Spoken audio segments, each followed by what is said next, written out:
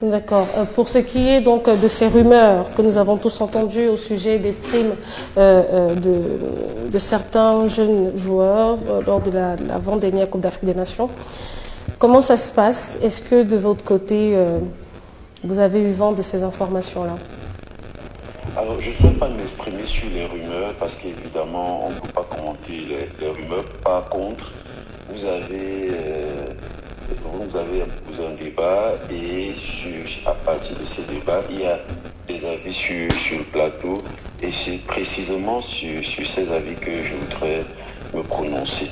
Je viens d'écouter M. Onana qui fait une démonstration qui n'existe pas malheureusement pour mon frère. Je pense que l'aîné Bala qui est sur le plateau a clairement expliqué le mécanisme de répartition des primes en équipe nationale. Ce mécanisme-là peut être vérifié.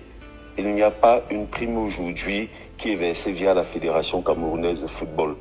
Les primes pour toutes les catégories des sélections nationales sont versées à travers un agent comptable. Je ne veux pas revenir dessus puisque ça a été longuement étayé. Le souci avec le débat et l'orientation que donnent certains panélistes, c'est de laisser croire qu'il y aurait au sein de la fédération un mécanisme de redistribution des primes. Il faut clairement dire les choses. Aujourd'hui, les joueurs perçoivent leurs primes par virement bancaire et ces joueurs ont le loisir d'exploiter ces primes comme ils le veulent.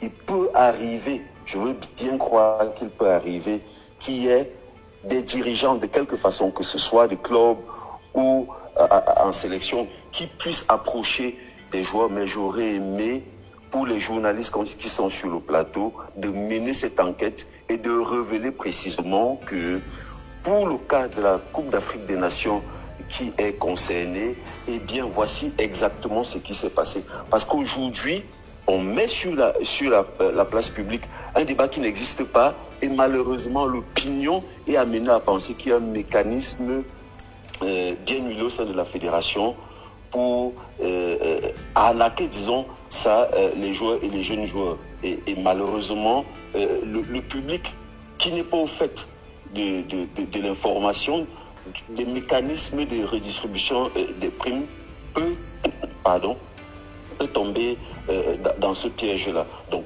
comme je l'ai dit, il y a des choses qui sont faites pour les primes et je peux vous garantir que si, de quelque façon que ce soit, il y a une information, une remontée d'informations sur un détournement, alors il ne s'agit même pas d'un détournement, sur un chantage à la prime d'un joueur, et bien des décisions sont immédiatement prises.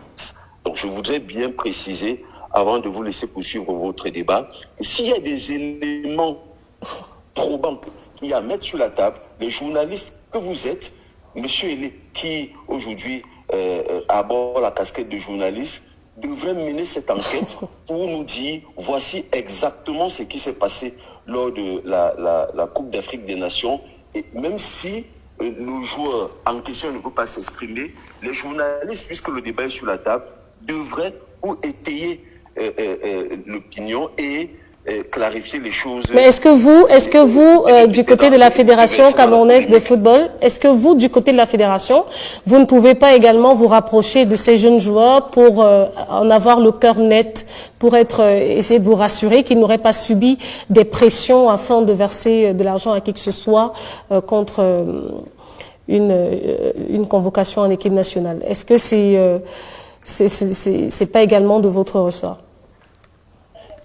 Il ne vous a pas échappé que le président de la Fédération camerounaise de football et son exécutif ont récemment pris des décisions qui ont parfois été contestées par une partie de l'opinion concernant des joueurs d'une catégorie de sélection, notamment la sélection nationale de moins de 17 ans, sur des questions de mœurs. Et je peux vous dire, aujourd'hui, lorsqu'il y a une remontée d'informations qui concerne les mœurs, les décisions sont sans équivoque. Et c'est la raison pour laquelle je dis, vous les journalistes, si vous avez mené des enquêtes et que vous êtes capables de présenter des faits probants qui démontrent que des joueurs sont victimes de ce genre de pratiques, il vaut mieux les mettre sur la place publique.